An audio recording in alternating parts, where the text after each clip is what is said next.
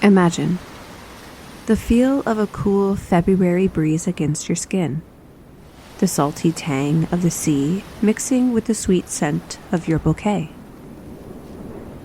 It's your wedding day and you stand at the bow of the Lady Lovibond, the ship that would carry your new husband and you on your honeymoon.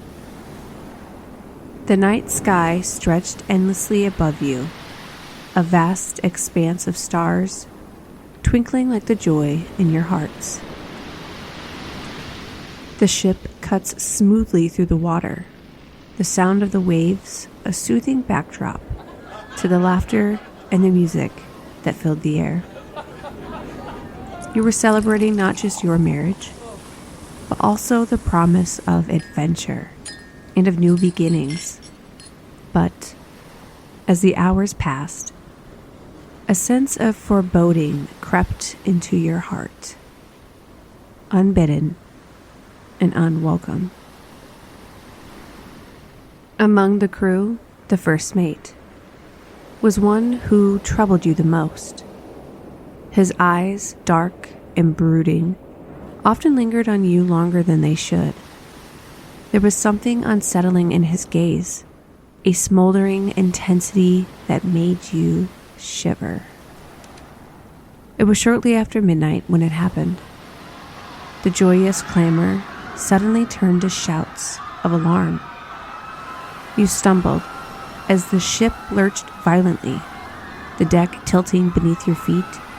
Your husband's arms were around you in an instant, his voice calm but urgent as he shouted orders to his men. Confused as to what was happening, you looked toward the wheel and saw him, the first mate, his face twisted with an expression of pure malevolence. He gripped the wheel with white-knuckled hands, steering you directly toward the jagged silhouette of the Goodwin Sands. The treacherous shoals loomed closer, their dark outline like the teeth of some monstrous beast waiting to devour you whole. Then, the monstrous beast takes his shot. The icy water surged over the deck, pulling you under, and everything goes black.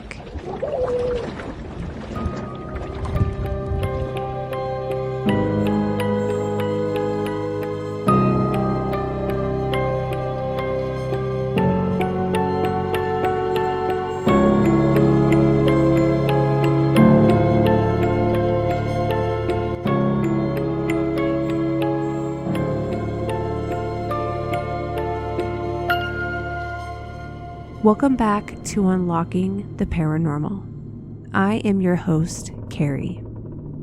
On today's episode, I will take you on a voyage as we discuss the phantom ship, the Lady Lovibond. Now, before we get into the story itself, I just want to say that I am so excited to be back for season 2 of Unlocking the Paranormal. I have a lot of really fun things planned this season. We've got several researched episodes, such as this episode. The Paranormal Pen Pal episodes will be back this season. Those are the episodes where you submit your story to be shared on the podcast. And we even have some special guests this season. And a contest or two.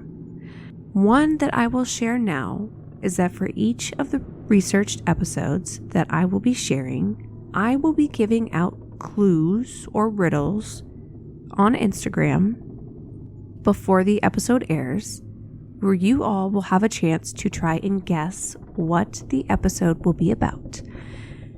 Everyone who answers correctly gets an opportunity to win a prize. Right now, I've got some sticker packs ready to give out. If you want some free stickers, head over to Instagram, try to solve that riddle. If you're interested in some free stuff, definitely get involved and check those out. Obviously, there's going to be more than one winner because there's going to be more than one researched episode this season. So, let's get into today's episode. The story begins on February 13th, 1748, off the coast of Kent, England. Captain Simon Reed, or, as some account to Simon Peel, planned a voyage along the River Thomas toward the open sea and circumnavigating the Kent coastline before reaching open water and heading toward Portugal. Captain Reed organized this trip as a honeymoon for his new bride, Annetta. On Valentine's Day, 1748, the ship set sail. On board the ship was Captain Reed, his new bride, Annetta, his first mate, John Rivers, and the crew. Captain Reed beamed at his wife with a love that made her spirit soar.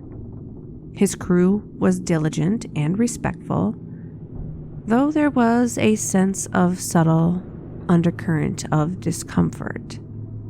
They were seasoned sailors, steeped in superstition, weary of having a woman aboard. Yet, Captain Reed's confidence and the newlyweds' happiness seemed to ease their unease. As the newlywed couple's ship set sail for a romantic journey, a dark secret sailed with them. While the newlyweds and crew celebrated the recent nuptials below deck, one passenger found himself too jealous and enraged to celebrate. Unbeknownst to the crew and passengers, the trip would take a tragic turn.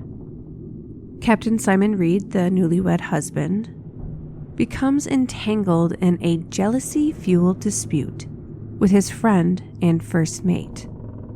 The emotional turmoil on board sets the stage for a nautical tragedy with paranormal consequences. While the final moments of the Lady Lovibond are murky, like the sandy waters that doomed its voyage, I will attempt to navigate through the details of those final moments.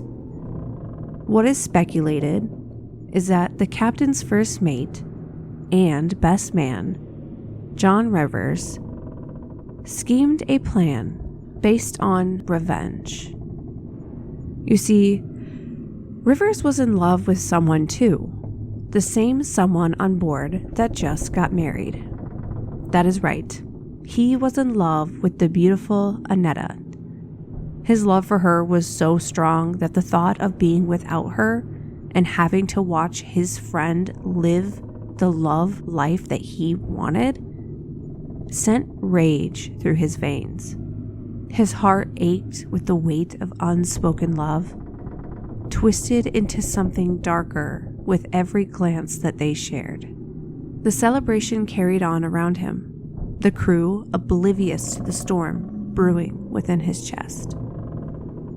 They toasted the happy couple, their voices loud and joyous, while he seethed in silence.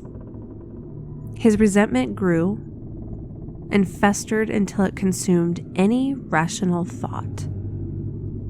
The laughter, the music, the camaraderie, it all gnawed at his nerves, each sound a reminder of what he could never have. And then, in the shadows of his mind, a plan took shape, born of desperation and a need to reclaim what was never his. His plan to take control of the ship was carried out. Unbeknownst to the newlyweds and the crew that were celebrating with drink and music below deck, the ship veered off course.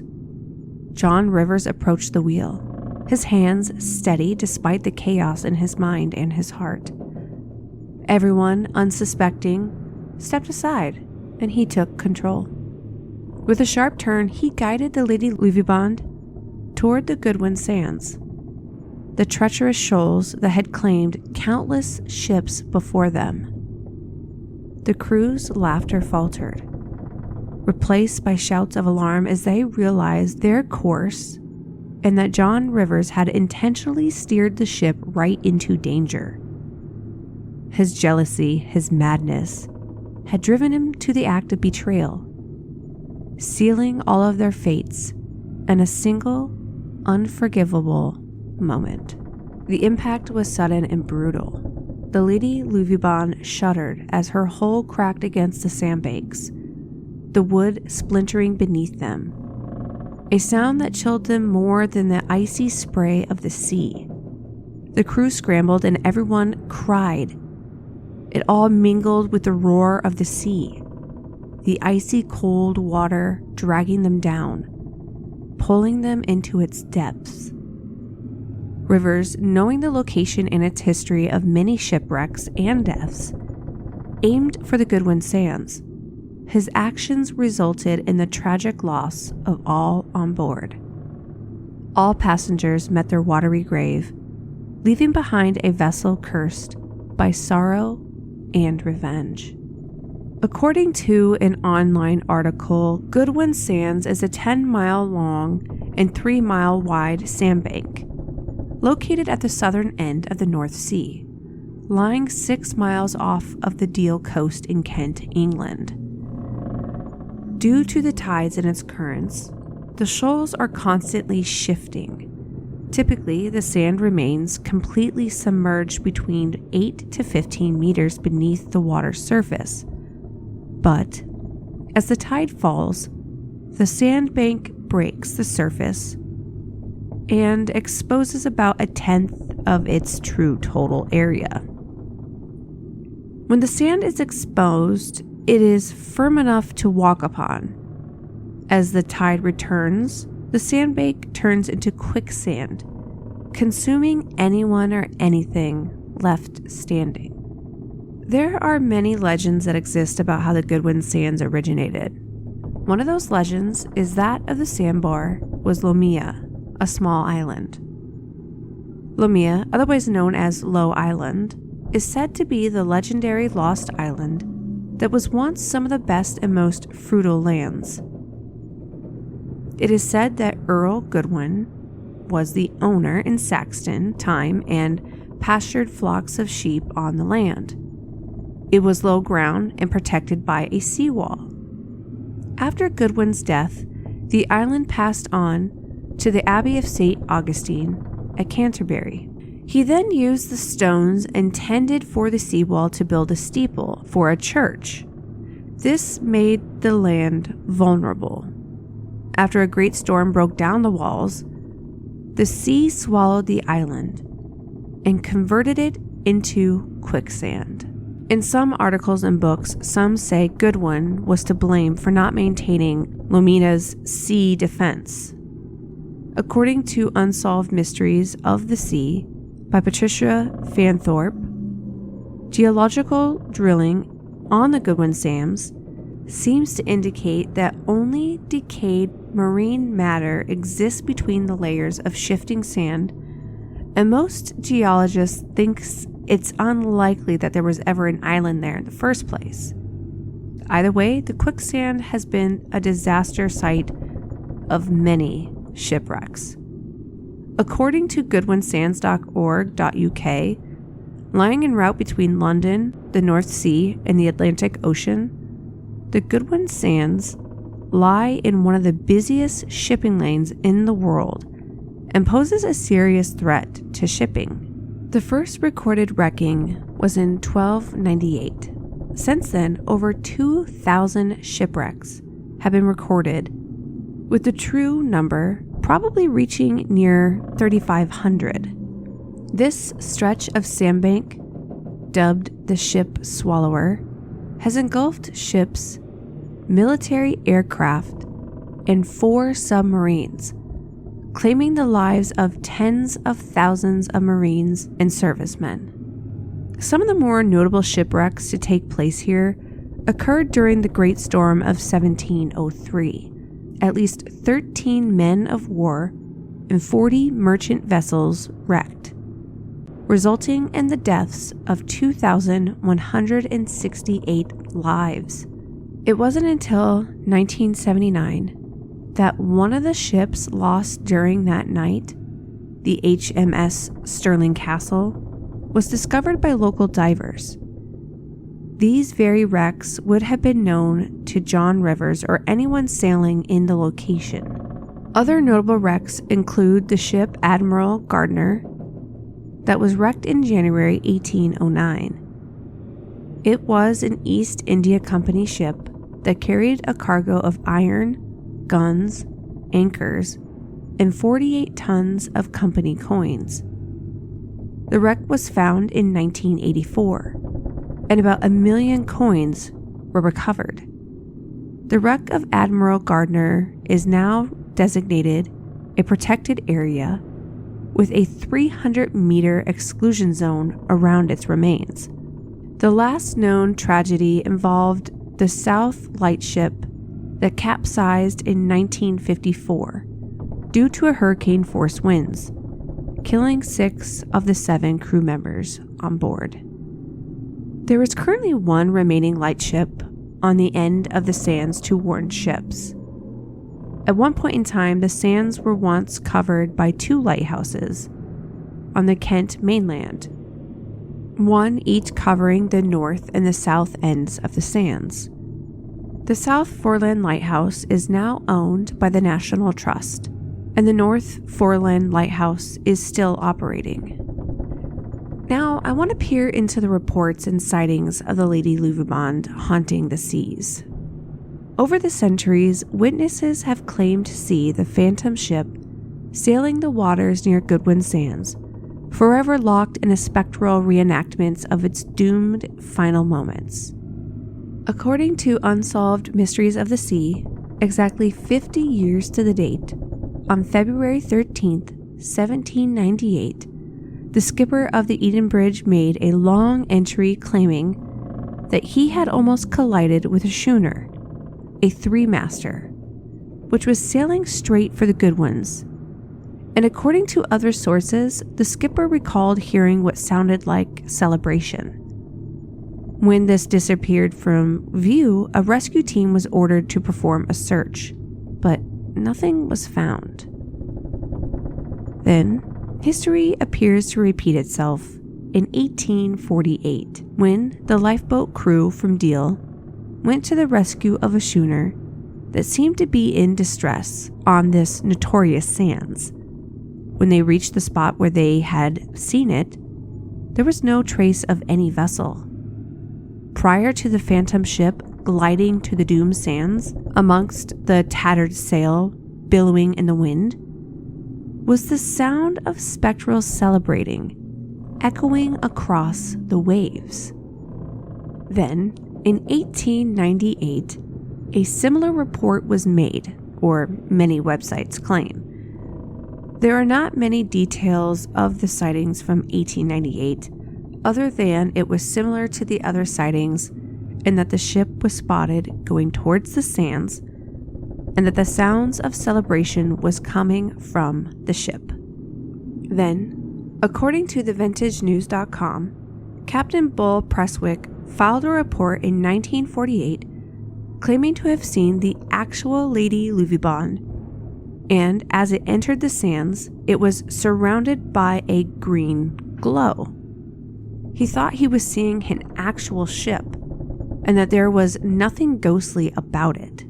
Believers in the ghost ship sightings flocked to the sands in 1998 to catch a glimpse of this ghostly ship.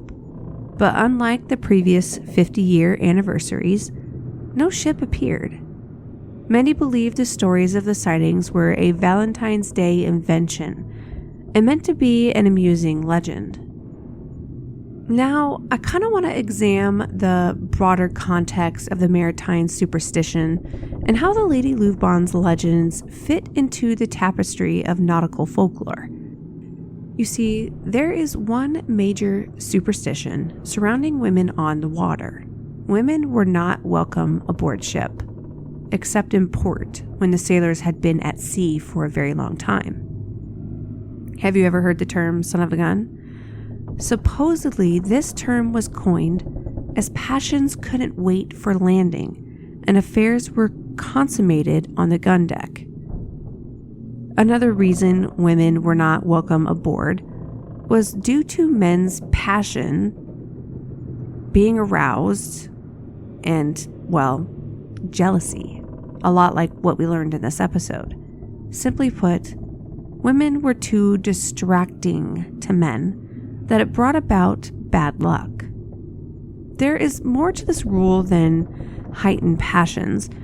Generally, the conditions on board ship were pretty treacherous, that men wouldn't even want to subject women to those conditions. This is referring to the sleeping, eating, and working conditions. But ironically, naked women brought aboard was said to bring good luck. The superstition is why you see so many bare-breasted figurettes of majestic women or mermaids on the bow of old ships. Simply this sight of bare-breasted women could calm an angry sea and act as guides of the voyage. Lastly, ships are always referred to as she. The reason behind this is because the ship provides a man shelter and protection, like that of a mom or Mother Earth. In today's world, women serve on every type of ship, even submarines. Previously, women were not permitted on submarines until the ban was lifted in 2010, which that's kind of nuts to think about because that was not too long ago. What compels the Lady Lovibond to eternally haunt the maritime horizon? Some theories that hauntings are energy imprinted in time and space. The energy of the emotion that is felt by the deceased creates this paranormal loop, in this case, a 50-year loop.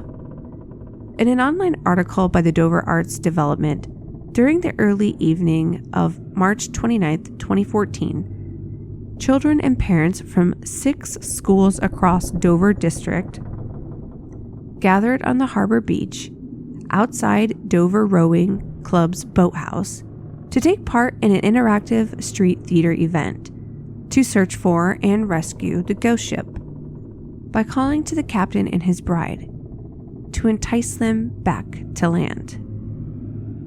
What do you think? Did this reenactment free the souls of the lost ship? Or does the haunting live on, serving as a reminder of the power of love and the sea? Share your thoughts on today's episode on our Facebook or Instagram page, and be sure to share any ghostly encounter at the Goodwin Sands with Unlocking the Paranormal podcast. I do thank you for embarking on this chilling journey to unlocking the paranormal mysteries of the world. Beyond this episode lies a realm of enigmas waiting to be unveiled. For a full list of the episode source material, head over to the Unlocking the Paranormal podcast Facebook page. And for additional creepy content, be sure to follow us on Instagram and TikTok at Unlocking the Paranormal. And never miss a moment of the unearthly tales that await by following the show wherever you get your podcasts. This podcast is independently produced, and sharing it with friends, family, and your favorite coworkers helps me immensely. Don't forget to leave a review wherever you get your podcasts. And if you would like to join in and become a paranormal pen pal to have your story shared on a Parapals episode, email your story to unlockingtheparanormalpod@gmail.com. Stay tuned for our next episode and keep an eye out for those riddles and clues where we will venture further into the labyrinth of the supernatural. Until next time, stay curious, embark on the journey, and may you find the key to unlocking the paranormal.